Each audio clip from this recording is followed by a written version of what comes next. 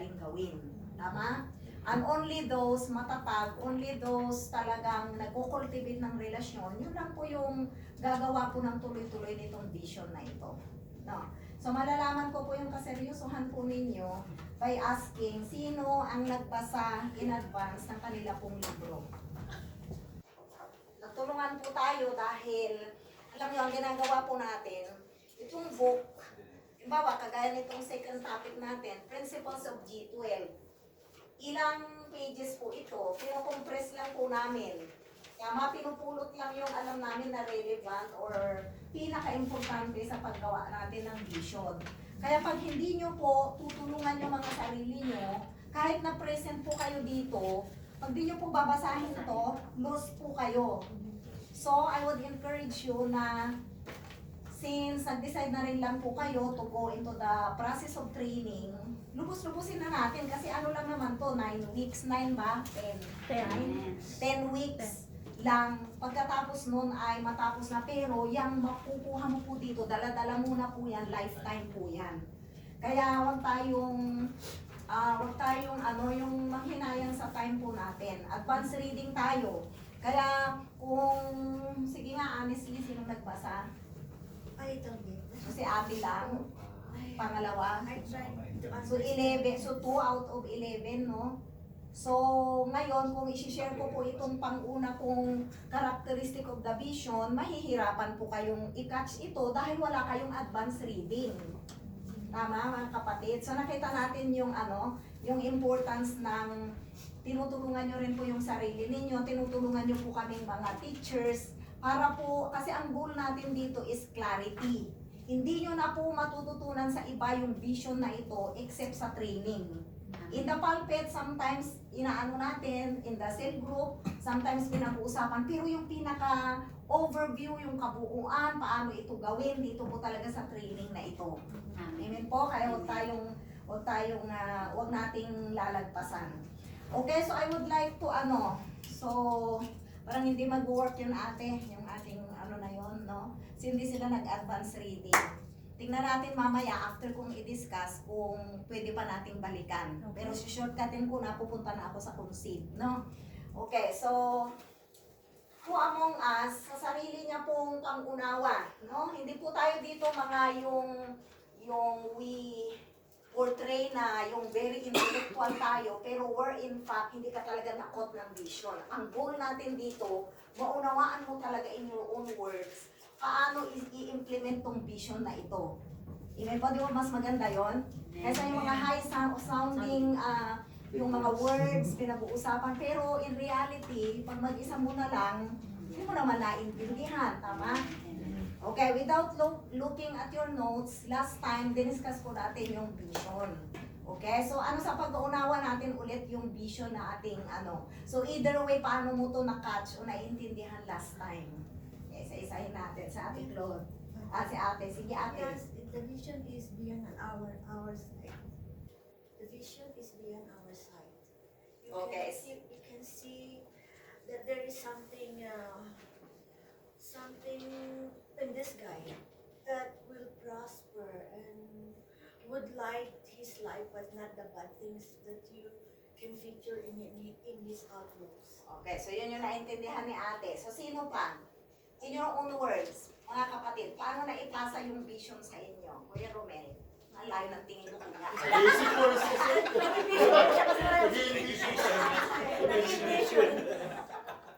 So outside po nung sa Win Souls, Make Disciples, kumbaga yung action po na hindi lang po, is more than yourself, it's more than fixing yourself, improving yourself. It's more on my pasa para yung multiplication po. Okay, okay. So, sino pa po? Wow, ayaw mo matutuwa ako. Salvation or healing and restorations to others, also to me. At saka yung vision is yun nga, yung mag-multiply and to connect to others para makabalik kay God. Okay, sige po. Si Kuya Hans. Sharing salvation through discipleship for us to spend eternal life with God in heaven. So,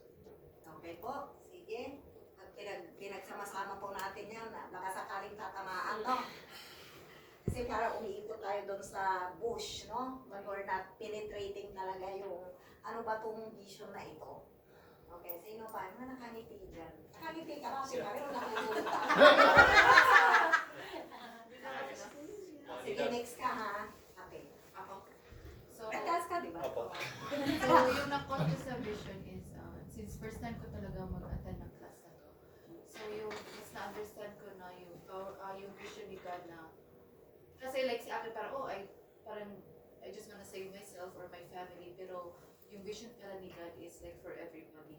So parang for me na, parang I always have this parang black side na parang, parang ito lang yung kaya ko ma-reach, but with the help of God, yung vision talaga parang ano pa ni God sa ipapakita pa sa'yo na beyond your eyesight. Ano dagdagan ko na kasi? Kadugtong po. Sige, ate. Ano siya, for me siguro, yung kadugtong ko lang yung sinabi ni God, it's parang ano siya, yung clear message ni God sa atin, kung ano ba talaga yung gusto niyang gawin. Katulad nga nung sinasabi ni nila Pastor, na meron tayong mission and vision. Parang doon natin siya, yung vision na yun, doon natin siya, parang yun yung clear message of God, kung ano yung gusto niyang pagawa sa atin. Para for us to be able to magawa yung purpose natin dito sa No, so tinamaan din. Thank you po. Tinamaan. Pero wala namang, hindi naman mali yung mga sinabi nyo. Mayroon siyang connection doon. But in the context nung ginagawa po natin in the church na pinapagawa po ng Diyos, so yun yung sinabi po nitong dalawa na to, no? But let me define, no? Kaya pag binasa natin yung libro, sobrang linaw mga kapatid. Kahit di ka na makikinig, hindi ko masasabi kung ganun makikinig. Pero pag nakikinig ka, sobrang linaw sa'yo dahil pumunta ka sa textbook mo. Ano man silbi niyan? $20 ang bawat isa dyan. Basahin nyo po. Sayang naman yung mga binayad, $40 po yan, no? Okay, vision is this. Pinakasimpleng explanation na po siguro ito. It is an idea of God revealed to the heart of man so that man can carry it. So yung vision na yan, si God yung nakakita, vision, no? In connection sa yung paningin. Siya po ang nakakita, nireveal niya po sa heart ng tao upang makiri po natin, upang magawa po natin. Tama? Tapos sabi niya, it is a clear mental picture of what God wants to do. No? So, kanino tong vision na to? Hindi natin to vision ni Jesus Christ to. Pero ni-reveal niya po sa heart mo para magawa mo siya. No? Ito po ay clear mental picture, malinaw sa isipan mo na si God, ito yung vision niya. Doon papasok yung ano bang vision niya? Winning souls, making disciples. Naintindihan natin yung vision na yun, mga kapatid. Of course, magagawa ba natin yan, Pastora? Yes, with the help of the Holy Spirit. Tama po, and this vision is so huge. Napakalaki po nito, kaya naririnig nyo po yung world conquest, no? Kahit magsama-sama pa po ang lahat ng churches, no? Sa 8 billion na people existing in this planet, hindi po yan kakayanin ng mga ilang-ilang churches lang. Kaya isn't it wonderful na pinili tayo ng Diyos to carry that vision? So, kung naiintindihan mo yan, kahit saan ka pumunta, no? Kaya pinaplano mo, intentional lahat ng galaw mo. Halimbawa, kagaya ni kila Kuya Romel. Kahapon, nagplan kami na pupunta doon. Pero in my heart, dahil carrier ako ng vision, I am picturing in my mind and heart na, Lord, I pray na mayroon doong ma-meet na tao na ma-invite sa church. Nakita niyo intentional? Yung pag may ginawa ka, pupunta ka somewhere, nandun sa heart mo yon because clear mental picture, no?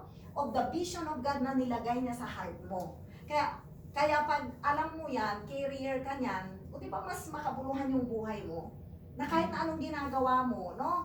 Ay nasisingit natin, nasasama po natin. Yun pong vision ng ating Panginoon. Amen po. So, because of the bigness po nitong vision na to, ang pag-uusapan po natin ngayon is yung second topic po natin is principles po of G12. Yung unang diniscuss natin is what is vision at yun po yung tinatopic natin kanina. It is a clear mental picture of what God wants to do. Yung plano po niya na gustong gawin sa mundo, isinama niya po tayo. Kaya nga po, yung weekly challenge po ninyo na diniscuss, I was so inspired, no, sa tatlong men, no. Iba-iba po yung the way paano nila present. But in the end, nakuha po, bakit nyo nakuha yun, tas di nyo alam dito i-share, ha? Yung mga tatlong lalaki. Akala ko po iba yung in-expect yung sagot. So, No, vision pa rin tayo, mga kapatid. Nandito tayo sa vision na ito, no?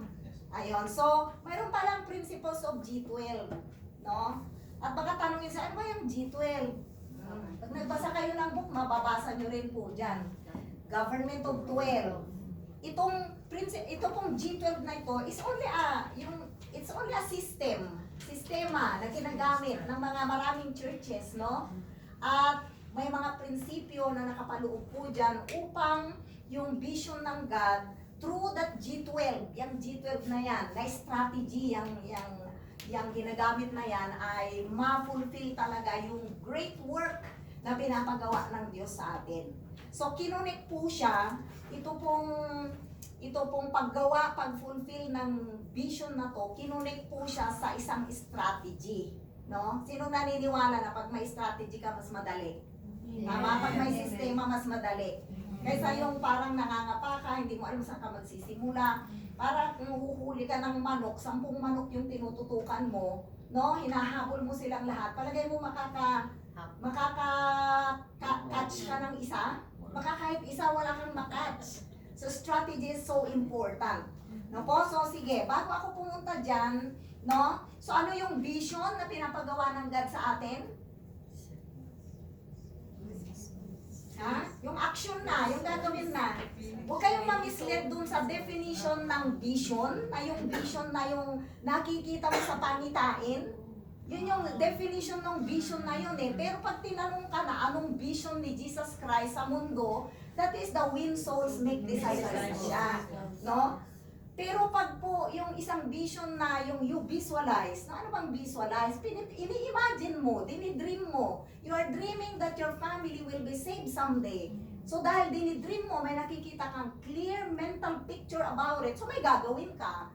Tama? Magsishare ka, no? Dadalhin mo sila sa church, i-invite mo sila. So dalawa pong pinag-uusapan po natin ang vision. No po? Nakuha natin? Kasi iba yung eyesight, iba yung vision. Diba? Kung pwedeng tumingin tayo sa isang bagay, halimbawa ganito. O, nakakita tayo ng, paano ba? Paano ko ba i-explain? Itong bubong na to. Pag tinanong kita, anong tawag mo dyan? Ceiling. O, ceiling kayo lahat, diba? Pero sa isang taong may vision, second floor yan. Mama, third floor yan. Fourth floor yan. Nakita nyo, mas mataas yung tingin. So, sa atin, sa eyesight lang, isiling nga yan nakikita mo. But is it possible magkaroon ng second floor yan? Hindi siya, di ba? So, mas effective po or mas powerful po talaga yung vision. Kuha natin. Amen. So, the vision is win souls and make disciples of all nations. At yan din po yung Great Commission. Yan din po yung great common mission ng bawat isang believer na niligtas po ng Diyos. Naku, niligtas ka, recipient ka ng kaligtasan na yan. Sabi, sino nagsabi? Si Kuya Romel ka. Don't stop, si ate doon. Don't stop doon sa sayo lang. No? So, ibahagi natin yun sa iba. That is the Great Commission. Yan din po yung vision ni Jesus Christ. Sinong gagawa yan? Hindi anghel. Hindi po mga hayop. Tayo. And you know, if you understand that fully, magpapasalamat ka sa Lord dahil, Lord, sa dami ng tao sa mundo, pinili mo ako to carry that vision. Tama, mga kapatid? So, how can we merge yung vision na yan to that ladder of success? Or, ano yung strategy na para mag-work yung vision na yan na world conquest? Ano yung mga step by step, mula pala sa baba. Mula sa baba, kaya ladder, no?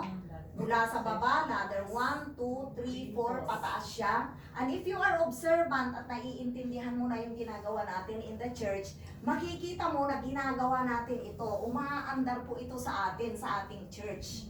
No po? So ay, ganun pala, pastora. Mayroon palang strategy o ladder na sinusundan tayo para magawa yung win souls, make disciples na yan. Okay po? So ang una, sige, mag-case scenario tayo.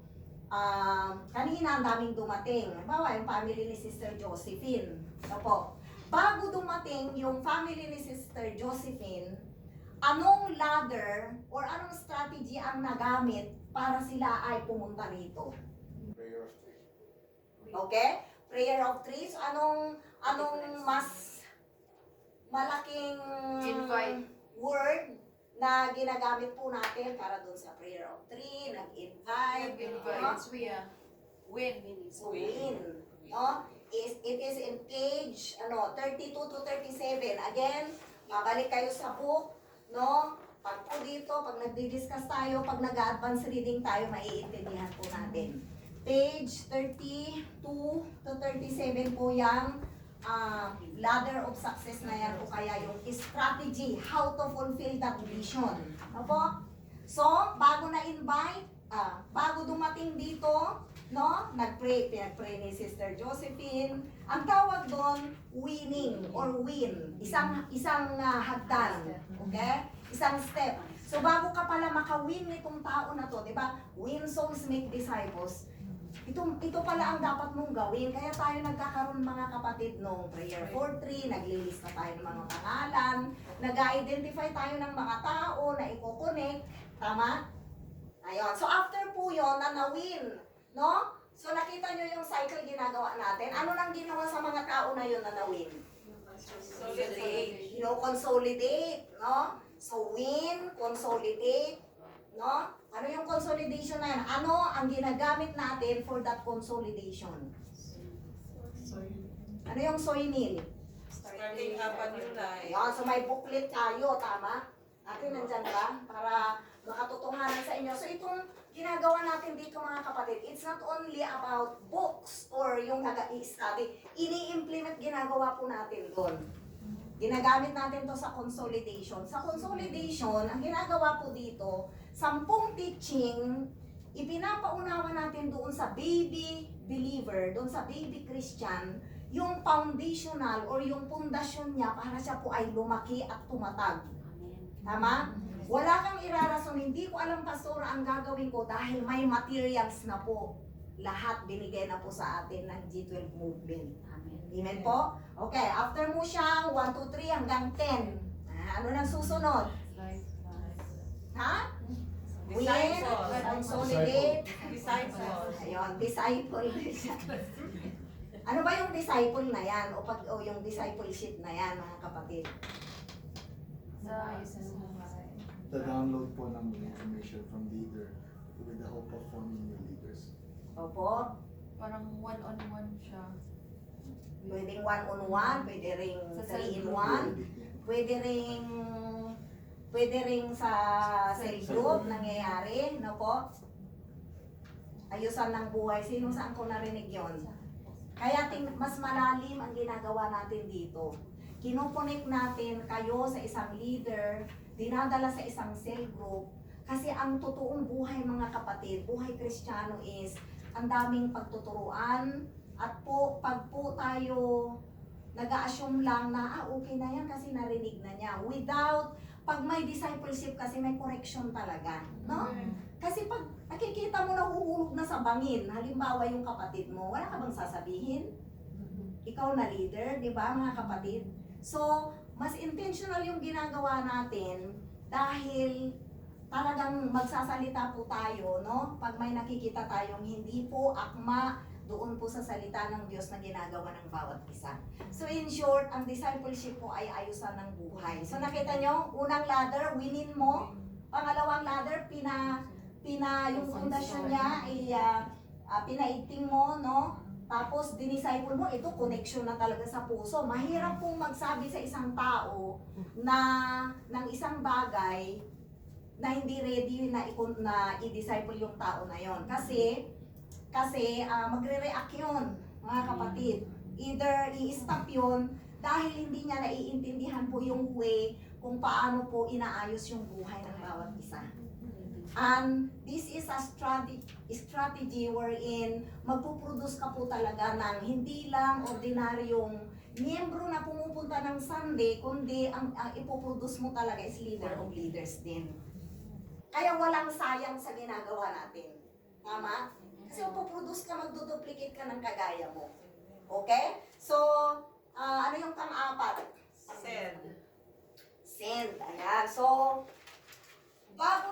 ma-send ang isang believer, no? So from doon sa bagong-bago, winin mo, kinonsolidate mo, dinisciple mo, bago siya ma-send, kaya tayo may training, dumadaan dito.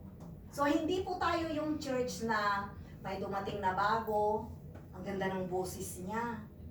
Ganyan, kailangan natin ng ng song leader. Hindi po tayo yung dahil ang ganda ng boses niya, pwede na to. Hindi mo. Dumadaan muna siya sa training. Why? Kasi ang importante, naaayos muna yung buhay, naaayos muna yung karakter, naaayos muna po yung mga bagay-bagay patungkol po sa atin bago po tayo makapag-serve talaga sa Panginoon. Diba? Hindi ka po pwedeng mag-handle ng isang tao na ikaw mismo hindi naman nabago. Kaya ang ganda po nitong ginagawa natin. Okay, now, bigyan natin ng definition po itong win, consolidate, disciple, and send. Okay, pag sinabi po nating win, no, is helping someone find their way back to God. Tumutulong ka po, no, sa isang someone or naghahanap ka po ng someone upang yung someone po na yun ay mahanap nila yung daan pabalik sa Diyos. Nandito ba ate? Ayan. Okay? So yan po yung win.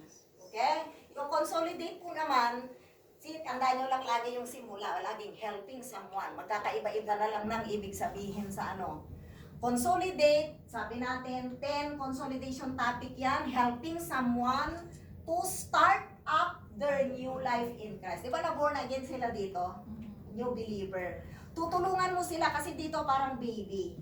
No, bibigyan mo sila dito ng gatas, papalitan ng diaper, no, and etc. dito po upang sila po ay lumaki. Tama? Ayan. So, pagdating po ng discipleship, tingnan nyo na yung ayusan ng buhay. Helping someone put their life back into order. Pag wala pong leader na mag-check, no, sa isang Kristiyano, mananatili siya na bulag, no? Kasi po, kahit binabasa niya yung Word of God, kung wala pong magka-guide, kulang po yung ating Kaya lahat tayo dito may leader. Kami din po may nagdi-disciple din po on top of us. At yan po ay bagay na si Jesus Christ po mismo, siya po yung ating